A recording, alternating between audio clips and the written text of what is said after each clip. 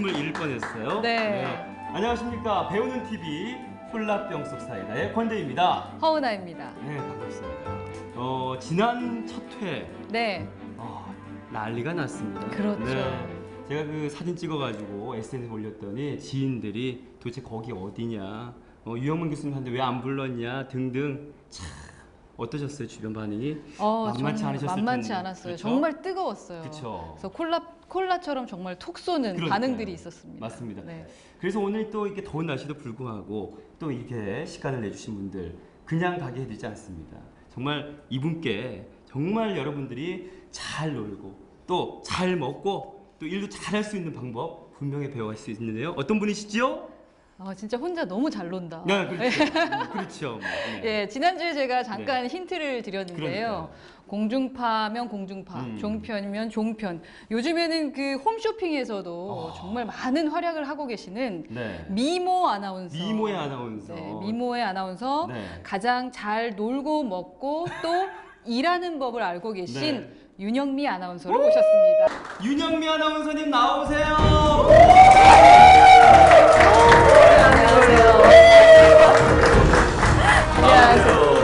네. 어머 세상에 우리 100만 인파가 오셨나요? 네. 제가 30년 방송했는데 이렇게 많이 오신 분은 제가 처음 봤습니다. 이야, 훌륭합니다. 네.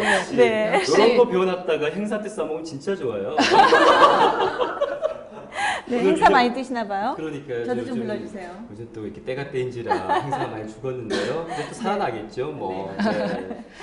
사실 윤영민 선배님은 저한테 이제 또 아주 그냥 아나운서계의 대모님으로서, 네. 사실 제가 같이 옆에서 지금 진행을 하는 것도 떨릴 정도인데, 오늘 저는 윤영민 선배님의 그 강연, 오랜 동안 사실 만나 뵙고 좀 차차 듣고 싶었던 그런 얘기들을 드디어 오늘 듣지 않는가, 이런 생각이 들어서 기대에 차 있습니다. 기대가 너무 크면 실망도 큰데 네, 큰일 나는데요. 허 박사님, 허 네. 대표님 모시고 직접 강연부터 들어보실까요? 그쵸. 우리 윤영미 아나운서님께서 저희 콜라병 속 사이다에 딱 맞는 강의를 준비해 주셨어요. 네. 그렇기 때문에 아마 여러분도 기대하셔도 좋을 것 같습니다. 네. 그럼 강연을 한번 들어볼까요? 감사합니다.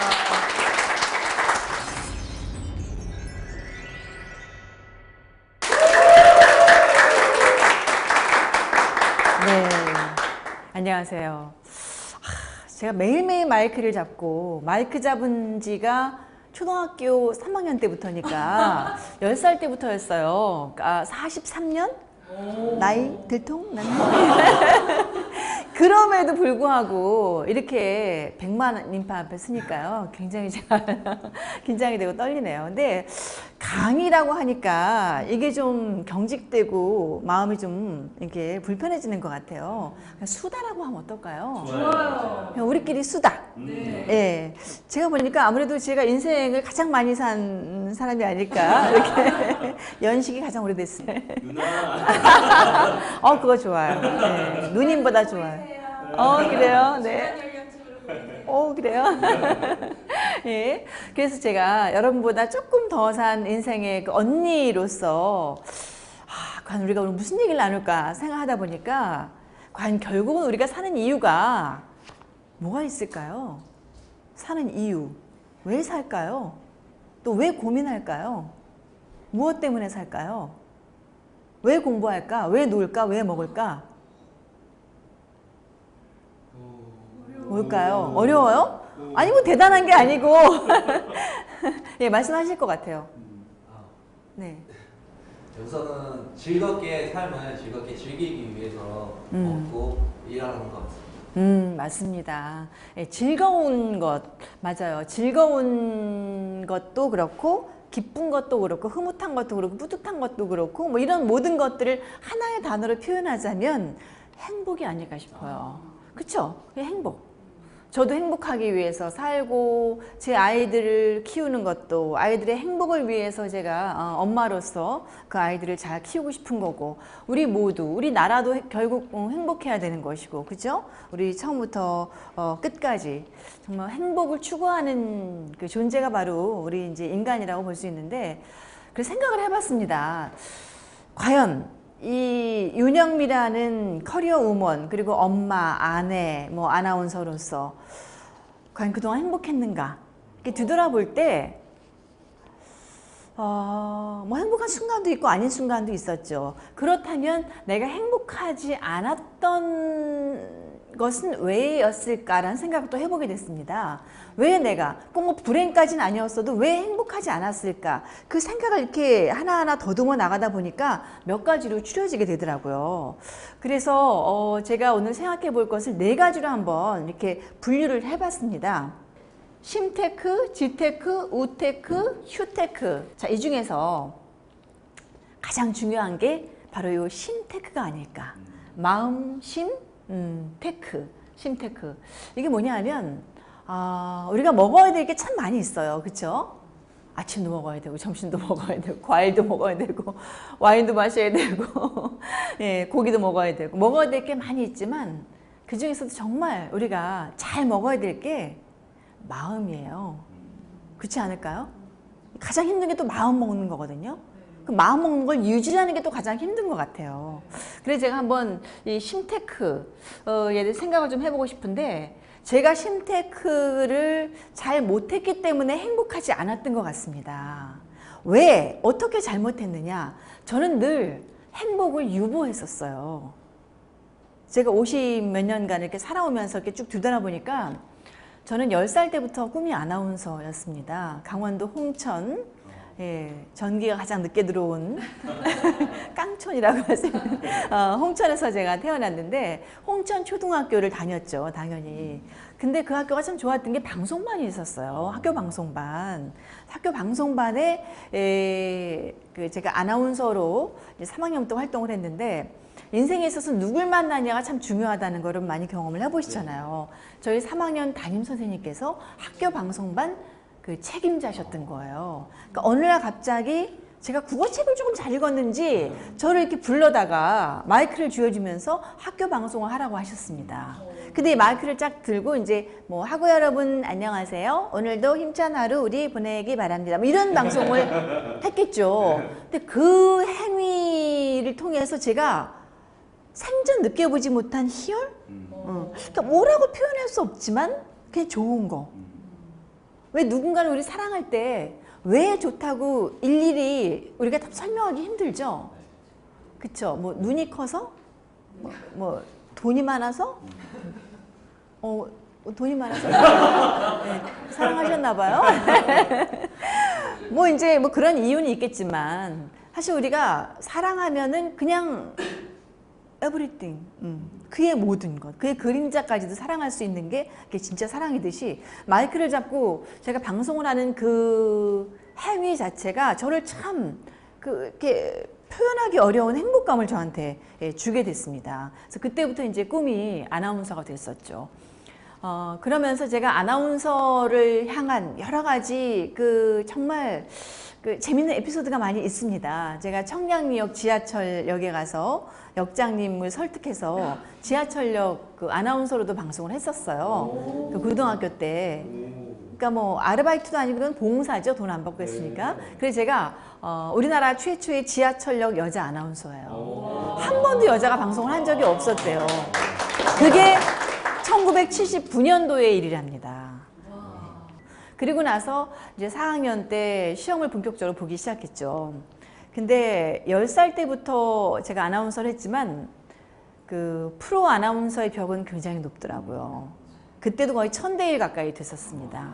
그러니까 뭐 MBC, KBS, 지방방송, CBS까지 다 온데다 시험을 봤습니다. 다 떨어지는 거예요. 1차에서 떨어지고 뭐 최종까지 갔다가 떨어지고. 그래서 1년이란 세월 동안 제가 취업 백수 생활을 하게 됐죠. 물론 지금 생각하니까 그게 1년이었지 그 당시는 언제 이 백수가 끝날지는 알 수 없었던 정말 막막한 그런 세월이었는데 이제 그렇게 1년을 보내다가 내가 정말 진짜 가고 싶은 곳은 춘천 MBC였었거든요. 춘천에서 1학년 동안 제가 학교를 다녔기 때문에 성심여대를 춘천 MBC를 찾아갔습니다.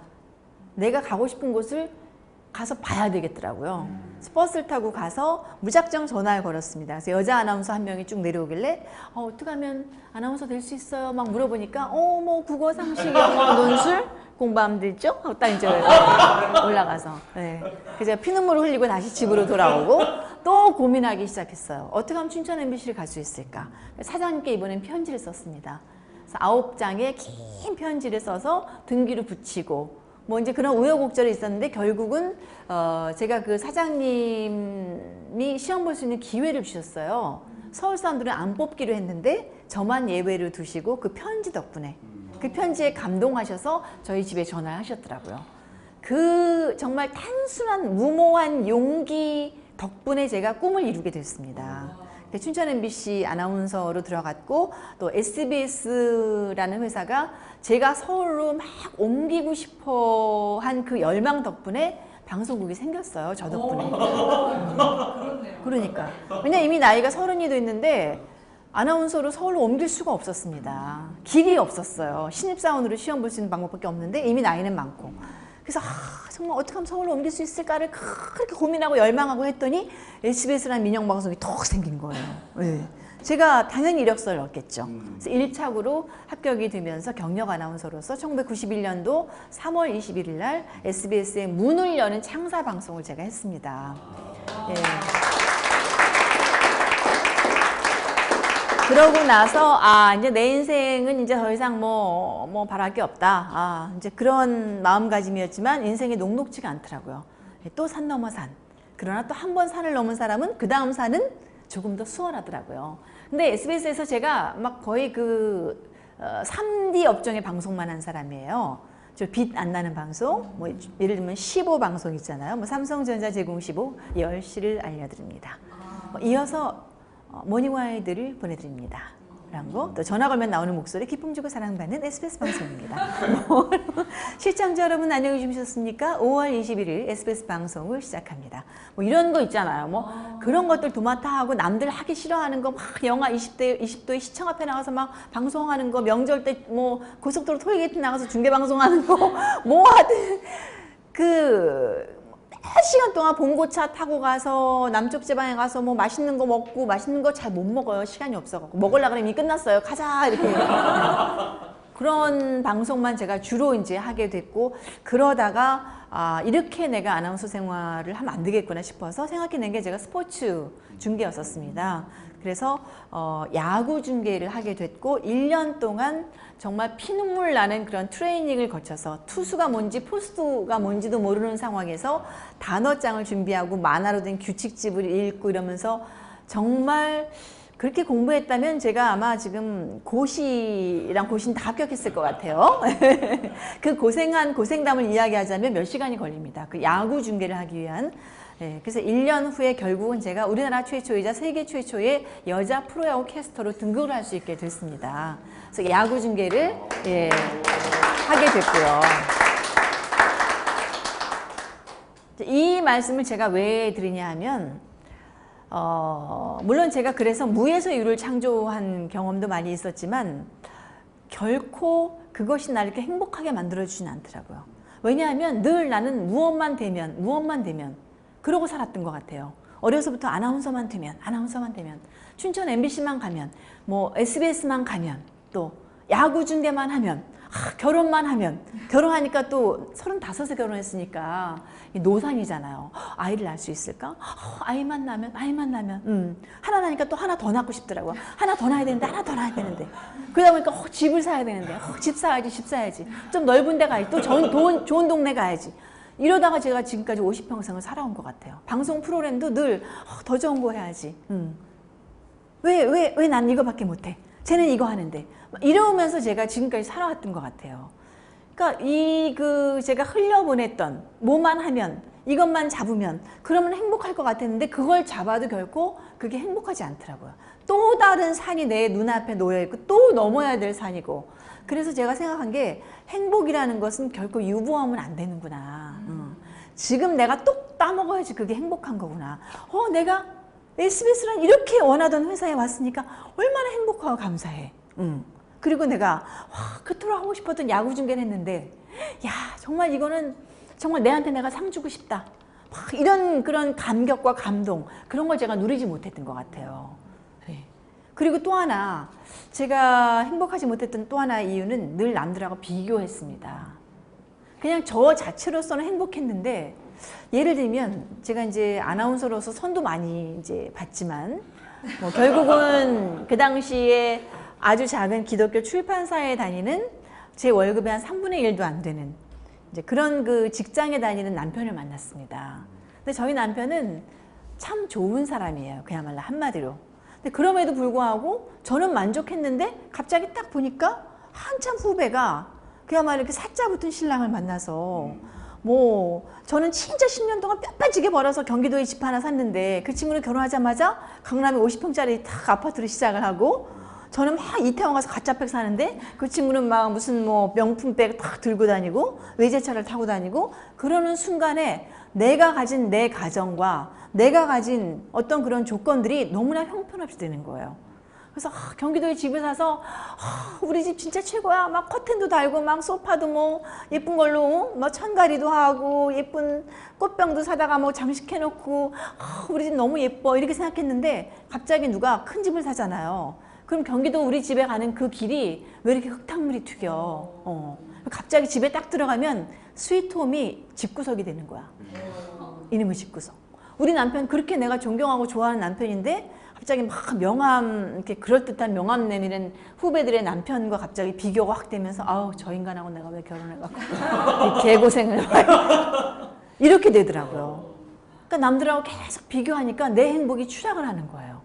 그래서 심테크의 가장 중요한 것은 비교하지 말 것. 행복은 지금 있다. 그리고 거기에 가장 중요한 것 감사가 빠졌더라고요. 내가 감사했더라면 참 행복했을 텐데 감사가 빠졌어요. 우리 인생의 비밀이 뭐냐면 100개의 공이 내 인생 앞에 놓여져 있다. 그럼 그 100개의 공을 내가 막 감사로 바꿔놓잖아요. 그럼 불행이 줄어들어요. 90개를 감사로 바꿔놓으면 불행이 10개로 줄어들어요. 근데 10개만 감사하잖아요. 90개가 불행하게 되더라고요. 참 이 심테크라는 게 별거 아니고 마음먹기 달려있다 하는 생각이 듭니다. 자, 그 다음 지테크를 한번 이야기해보고 싶어요. 뭐 우리 지테크에 대해서는 다 알 거예요. 그죠? 뭐 공부한다 이렇게 생각할 수도 있지만 제 생각에는 그런 것 같아요. 나만 공부하면 안 되고요. 내 주변 사람들하고 같이 공부해야 되는 것 같아요. 여기 뭐 혹시 미혼도 있고 이제 기혼도 있으실 텐데 제가 결혼 생활 한 20년 해보니까요. 처음에 막 사랑해서 결혼했잖아요. 결혼했는데 살다 보면 서로 이렇게 막 엇나가요. 그렇죠? 그리고 발전 속도가 서로 달라요. 그러다 보니까 남자들이 집에 와서 부인한테 당신이 알긴 뭘 알아? 당신이 뭐 세상을 알기나 해? 신문이나 봐? 뭐 이런 소리 해서 우리가 부부싸움이 나기도 하고. 그렇죠? 나는 어떤 이런 분야에 굉장히 노력하고 애쓰는데 배우자는 그냥 늘 그 자리에 있는 것 같아. 그러면서 우리가 마음에 어떤 서로의 벽이 생기는 게 아닐까 하는 생각이 듭니다. 그래서 저도 남편하고 사실 그런 어떤 지적인 동반 성장을 위해서 애를 많이 쓰고 있어요. 그런 면에 갈등을 많이 겪기 때문에. 그래서 저는 제가 읽고 참 좋은 책은 꼭 남편한테 권합니다. 그리고 남편도 어떤 좋은 어떤 뭐 공연이 있거나 영화가 있으면 저한테 꼭 같이 보자고 이야기를 하고 아이들도 마찬가지예요. 저는 아이들과 함께 같이 음악도 교류하고 아이들과 같이 뭐 같이 요리도 하고 친구들도 마찬가지인 것 같아요. 직장에서도 마찬가지. 그래서 뭔가 좋은 게 있으면 같이 그 내 주변 사람하고 동반 성장할 때 내가 행복하지 나만 알고 나만 성장해서 결코 행복한 게 아니더라고요. 그리고 또 하나는 우리가 뭐 그런 얘기 하잖아요. 답다. 뭐 교장 선생님답다. 뭐 은행장답다. 뭐 CEO답다. 이런 얘기 하는데 다운 거는 참 좋지만 다운 것 플러스 알파로 저는 반드시 그런 어떤 그 세상의 재미난 것들을 향한 공부가 필요하다고 생각해요. 그게 뭐 음악일 수도 있고 뭐 미술일 수도 있고 사진일 수도 있고 뭐 춤도 있고 영화도 있고 여러 가지가 있잖아요. 뭐 요리도 있고 그런 것들에 대한 관심과 어떤 소양이 있는 사람을 만날 때 우리는 그 사람이 매료가 됩니다. 그냥 교장 선생님인데 교육은 뭐 전문가니까 많이 아시겠죠. 그것만 계속 얘기하는 사람 만나면 어때요? 답답하죠. 지겹죠? 네, 지겨워요. 다시 안 만나고 싶죠. 어떤 은행장이나 뭐 은행원을 만났을 때 계속 돈 얘기만 해요. 그 한두 번이지 그 사람 더 안 만나고 싶거든요. 근데 우리가 성공하는 사람이 어떤 사람이냐? 한 번 더 만나고 싶은 사람이 성공합니다. 결국은 사람과의 관계가 우리 인생을 좌우하는 거거든요. 그래서 누군가가 나와 밥 먹고 싶고 나와 일하고 싶고 그냥 한번 만나고 싶고 참아시고 싶은 사람이 돼야지 내가 호감형 인간인 것이고 호감형 인간이 성공하는 시대가 바로 지금 21세기가 아닌가 하는 의미에서 그러기 위해서는 내 전문 분야 플러스 반드시 뭔가가 있어야 돼요. 거기에 대한 우리가 뭐 공부라고 꼭 책 보는 게 공부는 아니잖아요. 진짜 많은 경험하고 얘기를 나누고 가보고 이런 것들이 필요하지 않을까. G테크는 그래서 어떤 그런 면에서 제가 이렇게 G테크를 두 번째로 이렇게 꼽은 거고요. 저도 뭐 나이가 있지만 이렇게 방송하면서라든가 이렇게 사회생활하면서 연세 드신 많은 분들을 만나면 참 옛날에는 스마트하신 분이었는데 연세가 60, 70, 80 되면서 참 갑갑하다 이런 걸 느끼는 어르신들이 꽤 계십니다. 그 이유가 뭐냐면 나는 다 안다예요. 맞아. 나는 다. 더 이상 받아들이지 않더라고요. 맞아. 그건 됐고 라든가 그걸 네가 어떻게 알아 라든가 그건 아니야 라든가 이런 얘기를 할 때 턱턱 숨이 막히잖아요. 마음의 셔터가 내려지게 돼 있거든요. 그래서 저는 제 생각에 아름답게 나이 드는 것은 정말 여기 쓴 것처럼 귀를 열고 어떤 얘기든지 듣고자 하는 거. 해봐서 암이 불치암이잖아요. 내가 해봐서 하는데 그거밖에 못하냐? 맞아. 그게 아니라 내가 해봐서 하는데 얼마나 힘드니? 그쵸. 그렇게 우리가 마인드를 바꿔야 되지 않을까 생각해요. 그래서 귀를 열고 마음을 열고 뭐 지갑은 뭐 여는 게 좋겠죠. 여건이 허락하신다면. 그다음에 입은 닫아라 하는 것은 뭐 우리 다 아는 그런 얘기지만 다른 사람의 말에 귀 기울이고 그럴 수도 있지라고 받아들여야 돼요. 어떻게 그럴 수가 있니라고가 아니라 그럴 수도 있지. 그래? 새로운 걸 또 배웠네? 젊은이에게도 어린이에게도 배울 게 있잖아요. 그렇죠? 그런 어떤 배우려는 자세 그런 게 바로 G테크의 출발이 아닐까 하는 생각이 듭니다. 자, 그 다음 볼까요? 우테크. 제가 만들어낸 단어입니다. 특허내야 될 것 같아요. 왜냐하면 우리가 뭐 지금은 사실 친구가 그렇게 없진 않을 거예요. 그렇죠? 여러 모임과 직장과 학교와 이런 것들이 있지만 50, 60 은퇴하고 나서 이 친구의 중요성을 이야기하시는 분들이 굉장히 많습니다. 특히 남성들은 점점 친구가 줄어들어요. 새로운 친구를 만들기 힘들어해요. 우리 여성들은 뭐 지하철 옆에 앉아갖고 뭐 이쁘다 뭐 옆집 아줌마랑 뭐 다 얘기하고 이런 그 약간 생리적인 그런 특성이 있지만 남성분들은 새로운 사람 만나기를 굉장히 두려워합니다. 근데 친구가 있어야 우리 삶이 풍요로워질 수 있다는 거죠. 그렇죠? 근데 친구를 과연 그럼 어떻게 만들어야 될까? 저는 슬플 때 같이 울어주는 친구는 많다고 생각해요. 그렇지 않나요? 안타까워해주고 어머 맞아. 그래 어떡하니 맞다. 그래 그 상가집 가는 게 뭐 그게 뭐 결혼식은 안 가도 상가집 가야 된다. 우리나라는 뭐 그런 또 의식이 있잖아요. 그러나 곰곰이 생각해 보면 정말 진짜 친구는 같이 기뻐해주는 친구인 것 같아요. 맞는 것 같아요. 왜냐하면 아무리 친구지만 사실 그 경쟁심도 있고 네. 시기 질투도 있고 정말 우리나라 사람들 가장 못된 것 중에 사촌이 땅을 산 백합이라는 말이 왜 나왔겠어요. 그래서 저는 언젠가부터 사실 저도 질투나요. 가까운 사람이 막 돈 잘 벌고 예를 들면 뭐 좋은 데 시집 가고 막 좋은 물건 사고 막 이러면 나도 저러고 싶다라는 게 생겨서 그런 그 나의 어떤 본성을 제가 발견하면서부터 이것이 나를 불행하게 한다는 걸 제가 알게 됐습니다. 누군가를 질투하고 시기하고 망가뜨려 할 때 내 마음이 굉장히 상해요. 맞아요. 누군가 미워할 때 굉장히 안 좋은 에너지가 나를 지배하게 됩니다. 안 좋은 호르몬이 생겨요. 엔돌핀이나 다이돌핀이 아니라 말할 수 없이 내 몸을 상하게 하는 에너지, 안 좋은 에너지가 생기게 됩니다. 그래서 정말 이를 악물고 제가 친구라든가 주변 사람이 잘 될 때 진심으로 축복해 줬어요. 정말 안 좋은 마음이 생기려면 누르고 없애고 안 좋으면 누르고 이게 트레이닝이더라고요. 그렇게 오랜 세월 동안 하다 보니까 이제는 정말 진심으로 누군가 잘 될 때 기뻐해 주게 된 거예요. 그러니까 진심으로 기뻐해 주니까 상대도 알아요. 그걸 진심인지. 그럼요. 그러니까 하다못해 커피라도 한 잔 더 얻어 먹어요. 내 주변 사람 잘못돼봐요. 나한테 돈 끌어와요. 맞아요. 그쵸? 나 끌어내리려고 그래요. 잘못되면. 내 주변 사람들이 잘 되니까 나도 기회를 얻어요. 공짜표 생겼다고 구경 가자 그러고 맛있는 거 있으면 나한테 나눠주기도 하고 네. 좋은 기회가 나한테 많이 생기더라고요. 진심으로 기뻐해 주니까. 그래서 정말 진심으로 내가 기뻐해 줘야 돼요. 그래야 진짜 친구가 저는 생기지 않을까 하는 생각이 들고요. 그 다음에 또 그건 것 같아요. 정말 친하게 되면 우리가 너무 가까워지게 되는 것 같아요. 가까워지려고 하고 빨개 벗고 목욕해야 된다 막 이러고 왜 그렇잖아요. 막 밥 먹고 막 뒹굴어야 된다. 그런 것도 물론 좋지만 우리가 뭐 그런 시도 있더라고요. 그 사원의 기둥도 떨어져 있어야지 그 건물을 받치고 있는 거고 숲속의 나무도 다 붙어 있지 않잖아요.